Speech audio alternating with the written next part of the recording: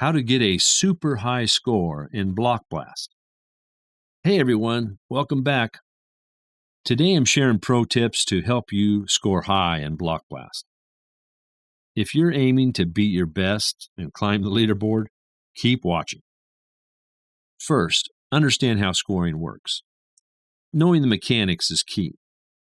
Always plan a few moves ahead instead of reacting. Strategic thinking sets you up for better plays. Try cleaning multiple lines at once. This boosts your score and clears space for future blocks, keeping you in the game longer. Use special blocks wisely. They can clear big areas and trigger chain reactions for huge points. Be patient. Don't rush.